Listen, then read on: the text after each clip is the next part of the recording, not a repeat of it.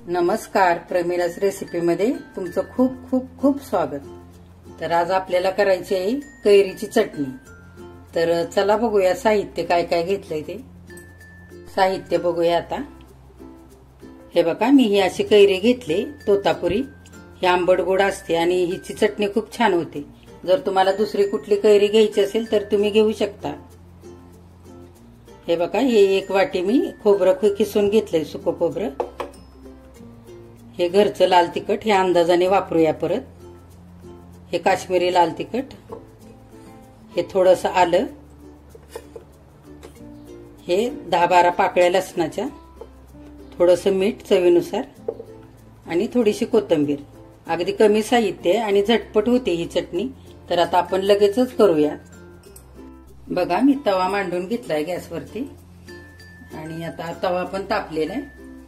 आपण हे सगळं खोबरं घालून घेऊया।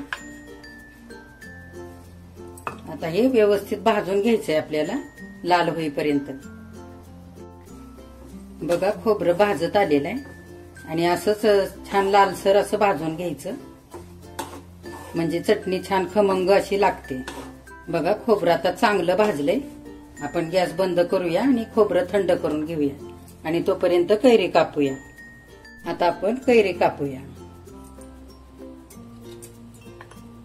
आपण ही अर्धीच घेणार आहोत। आपली अर्धी वाटी खोबरं आहे ना, याची सगळी साल काढायची याची आधी। कैरीची साल काढून झाली आणि मी असे तुकडे करून घेतले। ही अर्धी कैरी आपण बाजूला ठेवूया आणि ह्या कैरीचे असे बारीक तुकडे करून घेऊया। आपण अर्धीच कैरी वापरणार आहोत। आता कैरीचे सगळे तुकडे करून झालेत, हे बघा। आता आपण हे आता मिक्सरच्या भांड्यामध्ये सगळं एकत्र करून वाटायचं। आता हे सगळं भाजलेलं खोबरं मिक्सरच्या भांड्यामध्ये घालून घेऊया।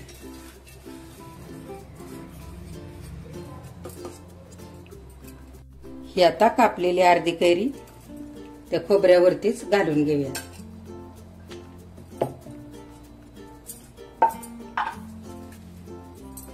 आता आपण हा लसूण घालूया, त्याच्यावरतीच हे आलं पण घालूया।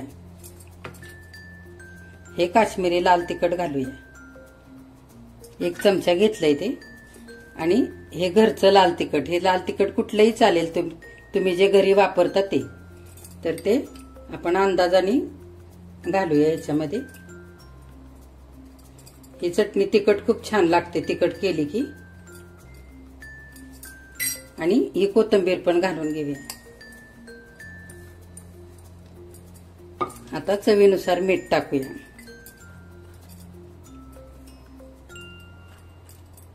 आणि आता आपल्याला हे सगळं असं रवाळ रवाळ असं वाटून घ्यायचंय।